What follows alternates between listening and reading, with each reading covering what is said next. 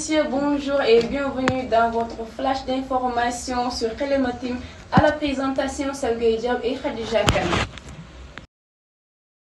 Hassan Demba, le présumé complice de El Hadji Babacar Dioum alias Coach, a été placé sous mandat de dépôt par le doyen des juges d'instruction mardi 5 août 2025 à la maison d'arrêt de Rebeuss. Il est poursuivi pour des infractions liées à la cybercriminalité, à la vie privée et à des actes pédopornographiques. Le ministre de la Santé a lancé une campagne de vaccination contre la rougeole depuis le 1er août 2025 dans la région de Kolda et Sédhiou par des équipes mobiles appuyées par l'OMS à cause d'une recrudescence de cas dans ces zones. Le président du Sénégal, Bassirou Diomaye Diakhar Faye, a inauguré un nouveau centre de formation professionnelle le 3 août 2025 à Kaolack grâce à un partenariat entre l'État et une ONG allemande pour renforcer l'employabilité des jeunes dans la région. Un mort et le bilan d'un accident de circulation qui s'est produit mardi dernier à Castor,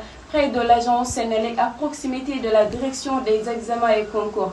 Un car de transport en commun de type Ndiaga Ndiaye ayant perdu le contrôle de ses freins a violemment percuté plusieurs personnes dans sa course.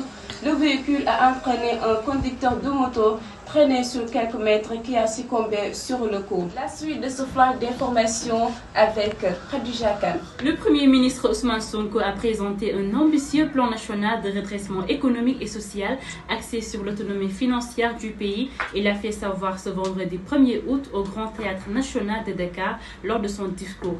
Pour le Premier ministre, l'objectif visé est de faire passer le déficit budgétaire de 12% en 2024 à 3% d'ici 2025 tout en remplaçant l'activité économique sur des bases plus durables.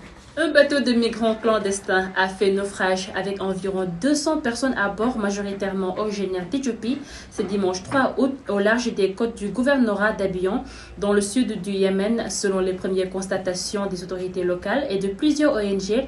Au moins 96 personnes ont perdu la vie, tandis que 32 survivants ont été secourus. Le reste des passagers est toujours porté disparu. Face à ce drame, les autorités yéménites ont lancé une opération de recherche et de sauvetage avec le soutien de la communauté humanitaire.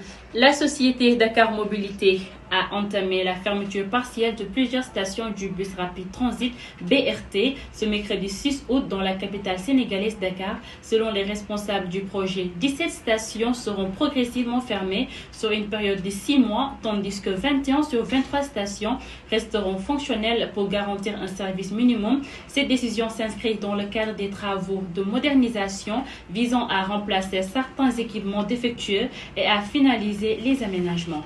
La France a officiellement mis fin à sa présence militaire permanente sur le sol sénégalais en remettant le camp Gueye et une base aérienne attenant aux autorités locales ce jeudi 17 juillet à Dakar lors de la cérémonie de transfert.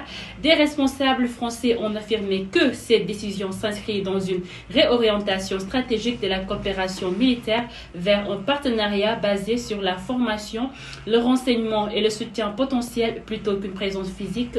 C'est cette dernière nouvelle qui met fin à ce flash d'information que nous avons l'immense plaisir de vous présenter. Monsieur et dames, merci et bonne suite de programme sur Télématim.